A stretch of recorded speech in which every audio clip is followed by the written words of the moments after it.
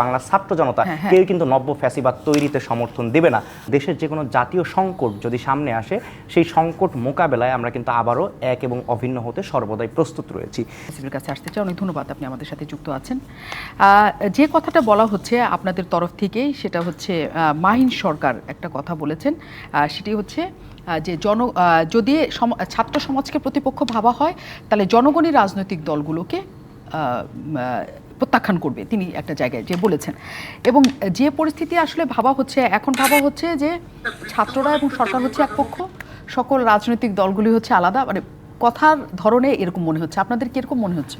আচ্ছা দেখুন, আসলে আমাদেরকে আলাদা ভাবার সুযোগ নেই, যেহেতু এই ফ্যাসিবাদী যে বন্দোবস্তটা ছিল, ফ্যাসিবাদী ব্যবস্থা ছিল, সেই ব্যবস্থা বিলোপ নিশ্চিতে আমাদের মনে রাখতে হবে আমাদের মূল জায়গা যেটা ফ্যাসিবাদী ব্যবস্থা সম্পূর্ণ বিলোপ নিশ্চিত। এই জায়গায় আমি মনে করি আমরা সকলে এক এবং অভিন্ন, এবং দেশের যে কোনো জাতীয় সংকট যদি সামনে আসে, সেই সংকট মোকাবেলায় আমরা কিন্তু আবারও এক এবং অভিন্ন হতে সর্বদাই প্রস্তুত রয়েছি। তারপরেও যদি আসলে অনেক সময় বলা হয় যে আসলে অনেকের বক্তব্যে যে আসলে দ্রুত নির্বাচন দিতে হবে, তারপরে হচ্ছে এই সরকারের আসলে এটা করার ম্যান্ডেট নেই। আসলে দেখুন, সত্যি কথা বলতে কি, যে অন্তর্বর্তীকালীন সরকার বা এই যে গভর্নমেন্টটা হয়েছে, সেই গভর্নমেন্টটা আসলে যদি আমি মনে করি, দেখেন একটা দেশে একটা গণ অভ্যুত্থান হয়েছে, এই গণ অভ্যুত্থানে সংবিধানে কি আছে না আছে সেটা আমাদের কাছে মুখ্য বিষয় না। দেশে একটা গণ অভ্যুত্থান হয়েছে, ছাত্র জনতার একটা ম্যান্ডেট এখানে ছিল, এবং ডক্ট্রিন অফ নেসেসিটির উপর ভিত্তি করেই কিন্তু এই অন্তর্বর্তীকালীন সরকারটা প্রতিষ্ঠিত হয়েছে। সো অন্তর্বর্তীকালীন সরকারের উপরে বাংলাদেশের ছাত্র শ্রমিক জনতা সকলেই যেহেতু আন্দোলনে অংশগ্রহণ করেছে, সকলেই তাদের জীবনকে উৎসর্গ করেছে, সকলের চাওয়া ছিল কি এই ফ্যাসিবাদী ব্যবস্থাটা রয়েছে, সেই ব্যবস্থাটার বিলোপ নিশ্চিত করা। এখন এই ব্যবস্থাটার যতদিন পর্যন্ত না বিলোপ নিশ্চিত হবে, ততদিন পর্যন্ত আমরা কিভাবে একটি ফ্যাসিবাদী বন্দোবস্ত এবং একটি ফ্যাসিস্ট সংবিধানের উপরে ভর করে আমরা একটি নির্বাচন দিতে পারি, এবং আমরা সেই নির্বাচনটাকে সুষ্ঠু নিরপেক্ষ নির্বাচন আমরা কিভাবে আশা করতে পারি। যেহেতু নির্বাচন কমিশনের একটা সংস্কারের প্রয়োজন, এবং সেই সংস্কারের কমিশনটা হয়ে গেছে, এখন সংস্কার তো আর একদিনেই সম্ভব না, অবশ্যই সময় দিতে হবে। তবে আমরা অবশ্যই এটাও প্রেশারাইজ করব যে যত দ্রুত সম্ভব সংস্কারের কার্যক্রমটা শুরু করা উচিত এবং দৃশ্যমান দেখানো উচিত। দৃশ্যমান না দেখালে তো আসলেই সেটা রাজনৈতিক দলগুলোর জন্য আসলে অনেকটা তারা ভালোভাবে নাও নিতে পারে।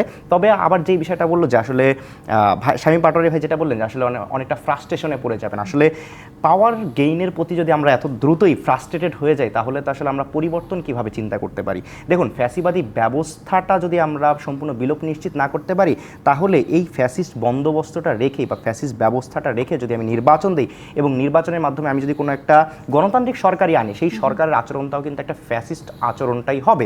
সুতরাং ফ্রাস্ট্রেশনে ভোগার কোনো দরকার নেই, ফ্রাস্ট্রেটেড হওয়ার কোনো দরকার নেই।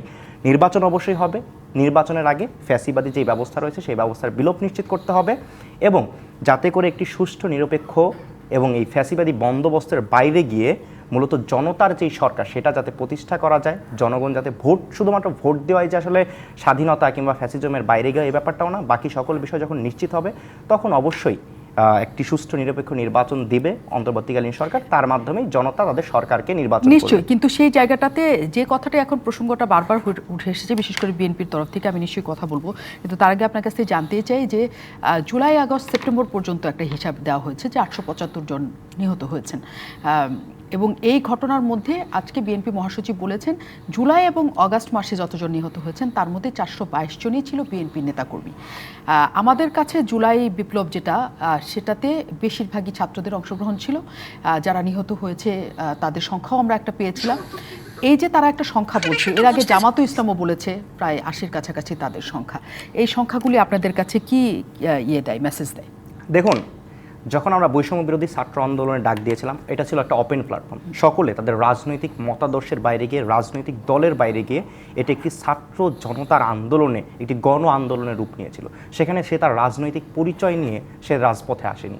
সে পরিচয় ছিল কি, সে বাংলাদেশের নাগরিক, বাংলাদেশের শিক্ষার্থী। তার ভাইকে তার চোখের সামনে গুলি করে, পাখির মতো গুলি করে মেরে ফেলা হয়েছে, রক্তাক্ত করা হচ্ছে আমাদের রাজপথগুলোকে। এজন্যই কিন্তু ফ্যাসিবাদী যেই ব্যবস্থাটা ছিল, ফ্যাসিস্ট হাসিনা এবং খুনি হাসিনার বিরুদ্ধে তারা কিন্তু আন্দোলনে এসেছিল। তারা কোনো দলের হয়ে আন্দোলন করেনি, তারা যেই ফ্যাসিবাদী সিস্টেমটা রয়েছে এই সিস্টেমের বিরুদ্ধে আন্দোলন করতে এসেছিল, তারা জীবন দিয়েছে দেশের জন্য। এখানে যে বলা হচ্ছে যে এতগুলো জামাতের ছিল কিংবা এতগুলো বিএনপির ছিল, তারা তো জামাত বিএনপির জন্য আসলে জীবনটা দেয়নি, তারা জীবন দিয়েছে দেশের জন্য, দেশের পরিবর্তনের জন্য। কিন্তু এটা আমাদের একজনের রাজনৈতিক মোটো আলাদা থাকে। হ্যাঁ। জামাত যদি কোনো আন্দোলনে নামে তাহলে কি আপনি মনে করেন যে সেটি সরকারকে ক্ষমতা থেকে হটিয়ে একটা সুন্দর নির্বাচনের মাধ্যমে ক্ষমতায় যাওয়ার জন্য, নাকি আমার ভাইয়ের রক্ত কেন পড়লো, কেন তাকে হত্যা করা হলো সেটার জন্য বেশি থাকে? আচ্ছা দেখুন, যেই মানে সকল দলেরই সকল মতের সবাই কিন্তু আন্দোলনে এসেছিল। সুতরাং এই মুহূর্তে এসে ও আমার দলের কতজন, তার দলের কতজন, এইভাবে যদি আমরা ফ্রাকশন করতে থাকি, তাহলে আমাদের এই যে বিভাজনের রাজনীতি এবং যে লাশের রাজনীতি, যেই লাশের যে অপরাজনীতিটা এতদিন পর্যন্ত হতো, সেই অপরাজনীতির দিকে কিন্তু আমরা যাচ্ছি। সময়টা পরিবর্তনের। আমাদের মনে রাখতে হবে আমাদের যে মূল লক্ষ্য, সেই লক্ষ্যে আমাদের এক এবং অভিন্ন থাকতে হবে। যদি আমরা এক এবং অভিন্ন থাকতে না পারি ফ্যাসিবাদী ব্যবস্থা বিলোপের, তাহলে কিন্তু নতুন ফ্যাসিবাদের জন্ম নেবে। এবং বাংলার ছাত্র সমাজ থেকে শুরু করে বাংলার ছাত্র জনতা কেউ কিন্তু নব্য ফ্যাসিবাদ তৈরিতে সমর্থন দেবে না।